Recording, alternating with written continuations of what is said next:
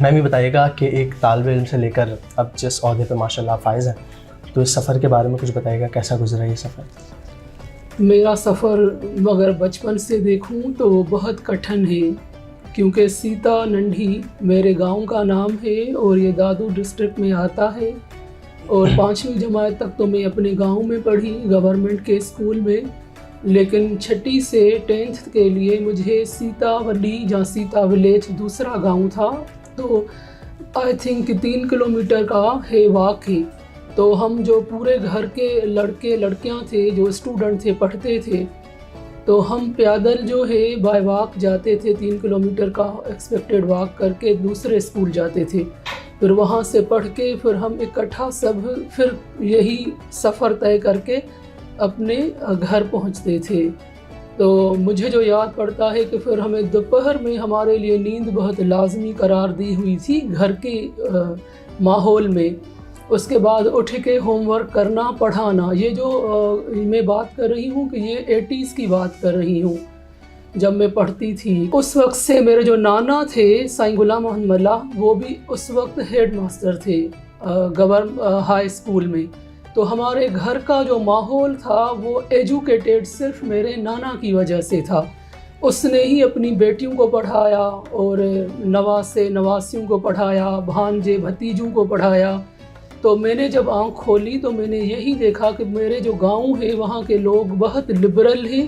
اور وہ پڑھائی کو فوکس کرتے ہیں، اور گاؤں میں بہت کمپٹیشن تھا، یعنی کہ بچپن سے ہی بہت سپورٹیو ماحول ملا ہے؟ بہت سپورٹیو اچھا ماحول ملا، اور گاؤں میرا سیتا لکی گاؤں تھا جس میں کمپٹیشن تھا پڑھائی کا، مطلب سارے ہی بچے پڑھنے جاتے تھے اسکول میں۔ جو مجھے آج بھی یاد ہے کہ جو باگڑی کمیونٹی ہے جو خیموں میں رہتے ہیں خانہ بدوش، ان کے بھی بچے جو تھے، ان کی فیملی کے جو لڑکے تھے، وہ بھی انہی ڈیسک پہ جن ڈیسک پہ ہم بیٹھ کے پڑھتے تھے وہ بھی پڑھتے تھے۔ اور ابھی جب میں گاؤں گئی تو مجھے اتنا اچھا لگا کہ پتہ لگا کہ وہ ٹیچر بن گئے ہیں 2 ان میں سے۔ اب آپ دیکھیں کہ اس وقت نہ رنگ تھا، نہ نسل تھا، نہ مذہب تھا، صرف سماجی برابری تھی۔ جب لوگ کم پڑھے لکھے تھے تو بھی سماجی برابری تھی کہ یہ نہیں سوچا گیا کہ یہ تو باگڑی ہے، یہ کیسے بینچ پہ ہمارے ساتھ بیٹھیں گے۔ اکٹھے کھانا اور پڑھنا، اور لڑکے اور لڑکیوں کی جو کمبائن ایجوکیشن تھی اس وقت، ابھی تو ہم کتنے کانشیس ہے کہ لڑکیوں کے لیے الگ اسکول چوز کرتے ہیں جبکہ ایجوکیٹڈ ماحول ہے اور ہم بڑے شہروں میں رہتے ہیں، لیکن مسائل ہی اچانک تبدیل ہو گئے ہیں۔ تب گاؤں میں ہم کمبائن پڑھے، نہ کوئی ہراسمنٹ کا کانسیپٹ تھا، نہ کسی لڑکے نے ہمیں تنگ کیا، نہ بری نظر سے دیکھا، ساتھ ہنستے ہوئے کھیلتے ہوئے ایک گاؤں سے دوسرے گاؤں جاتے تھے، لڑکوں کے ساتھ بیٹھتے تھے، پڑھتے تھے، اور جب لائٹ چلی جاتی تھی، گرمی ہوتی تھی، تو پھر ٹیچرز ہماری جو ڈیسک ہے وہ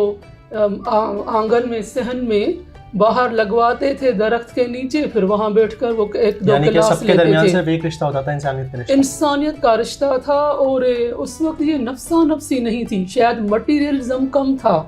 اب لوگ بہت پریگمیٹک ہیں، مٹیریلسٹ ہیں۔ کوئی میسج جو عوام کے لیے، ایک میسج عوام کے لیے، ایک میسج یوتھ کے لیے جو آپ دینا چاہیں اپنی طرف سے؟ عوام میں اسپیشلی کیونکہ ایجوکیشنسٹ ہوں تو میں اپنے جتنے بھی دیکھنے والے ہیں آپ کے چینل کے توسط سے ان سے پرسنل گزارش کروں گی، والدین سے بالخصوص،